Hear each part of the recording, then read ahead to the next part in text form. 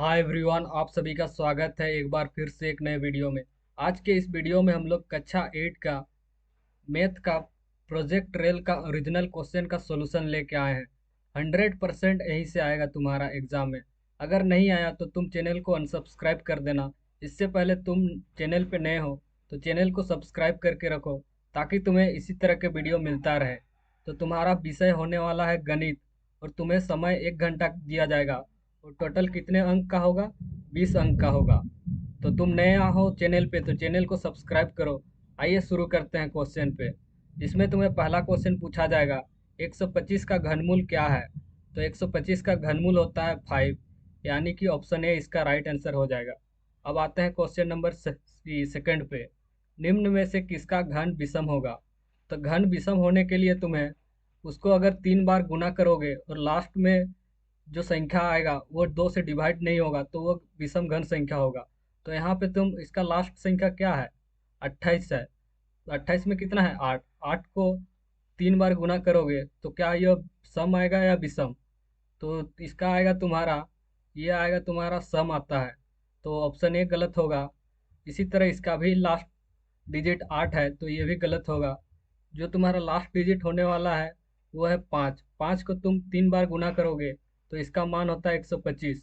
तो इसका last digit जो कि 5 है वो 2 से डिवाइड नहीं लगता है, तो यह एक विषम घन संख्या होगा, यानी कि ऑप्शन सी इसका राइट आंसर हो जाएगा। अब आते हैं क्वेश्चन नंबर 3 पे। निम्न में से संख्या -6 का घन क्या होगा? तो तुम्हें -6 गुना -6 गुना -6 3 बार गुना करना है। तो 3 बार गुना करोगे तो 6 6 36 इंटू 6। तो 6 6 36 हासिल 3, 6 × 3 = 18, 3 21। और यहाँ पे माइनस माइनस प्लस और एक्स्ट्रा माइनस है तो यहाँ पे माइनस चिन्ह लगेगा, यानी कि -216 इसका राइट आंसर हो जाएगा। अब आते हैं क्वेश्चन नंबर 4 पे, जहाँ पे तुम्हें पूछा गया है 5 का डिग्री 0 है का मान क्या होगा? तो किसी भी संख्या का पावर 0 रहता है तो उसका मान होता है 1, यानी कि ऑप्शन डी इसका राइट आंसर हो जाएगा। अब आते हैं क्वेश्चन नंबर 5 पे, जहाँ पे तुम्हें पूछा गया है 3/2 का गुणात्मक प्रतिलोम क्या होगा? तो किसी भी संख्या का तुम्हें गुणात्मक प्रतिलोम निकालना है तो तुम उसको 1/, के रूप में लिख सकते हो, यानी कि यहाँ पे गुणात्मक प्रतिलोम 3/2। अब 2 ऊपर चला जाएगा तो इसका मान होगा 2/3, जो कि इसका राइट आंसर है, जो कि तुम ऑप्शन नंबर सी में देख सकते हो। अब आते हैं क्वेश्चन नंबर 6 पे, जहाँ पे तुम्हें पूछा गया है 675 को किस छोटी संख्या से भाग दिया जाए कि पूर्ण घन हो जाए? तो पूर्ण घन होने के लिए तुम्हें सबसे पहले इसका घन निकालते हैं अभाज्य गुणनखंड विधि से। तो चलो इसका अभाज्य गुणनखंड करते हैं। तो सबसे पहले इसको पेन को पतला कर लेते हैं यहाँ पे। तो इसका अभाज्य गुणनखंड करते हैं 675। क्या यह 3 के पहाड़े पे जाएगा? हाँ, 3 के पहाड़े पे जाएगा। तो 3 दूनी 6, 3 दूनी 6, एक उधर गया तो कितना होगा? 15, यानी कि 3 × 5 = 15। अब क्या 3 के पहाड़े पे जाएगा? हाँ, ये फिर से 3 के पहाड़े पे जाएगा। 3 × 7 = 21, उधर एक गया तो 3 × 5 = 15। अब देखो क्या फिर से 3 के पहाड़े पे जाएगा? हाँ, फिर से 3 के पहाड़े पे जाएगा। 3 दूनी 6, फिर उधर एक जाएगा तो 15 होगा, यानी कि 3 × 5 = 15। अब यह कितने के पहाड़े पे जाएगा? अब यह जाएगा तुम्हारा 5 के पहाड़े पे, यानी कि 5 × 5 = 25। तो इसको पूर्ण घन संख्या बनाने के लिए हम लोग इसमें ऐसा क्या भाग दे जिससे यह पूर्ण घन संख्या बन जाएगा? तो यहाँ पे तुम देख सकते हो, 675 का 675 का अभाज्य गुणनखंड निकल के आया 3 × 3 × 3 × 5 × 5। अगर तुम इसमें एक और 5 ऐड कर देते हो तो यह पूर्ण घन संख्या बन जाएगा, पर तुम्हें यहाँ भाग देना है। तो इसमें से हम लोग 2 5 को हटा देंगे तो यह पूर्ण घन संख्या बन जाएगा, यानी कि 2 5 का कितना होगा? 5 × 5 × 5, यानी कि इसका मान 25। तो इसमें 25 भाग देंगे तो यह पूर्ण घन संख्या बन जाएगा। तो यहाँ पे आंसर में लिखोगे, अतः 675 को 25 से भाग देने पर 25 से भाग देने पर पूर्ण घन संख्या की प्राप्ति होगी की प्राप्ति होगी। इस तरह से लिखना है तुम्हें क्वेश्चन नंबर 6 का आंसर।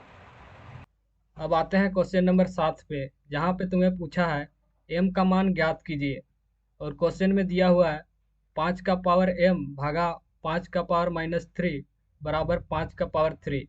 तो इसको हम लोग एक बार फिर से लिखते हैं।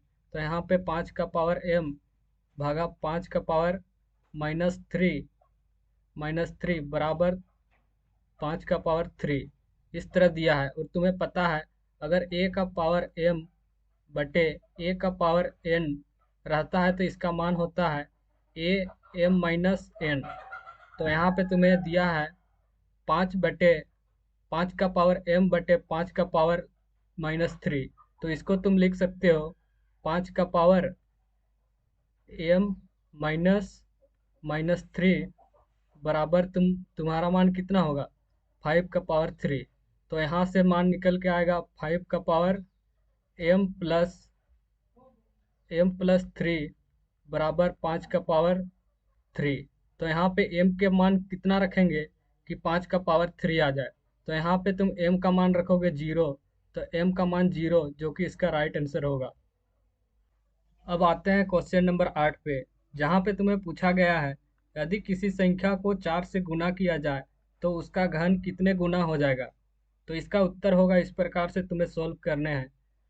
यहाँ पे तुम लिखोगे मान ले कि संख्या x है और उसका पूर्ण घन बनने के लिए क्या करना होगा, उसे तुम्हें x³ करना होगा यानी कि x का पावर 3।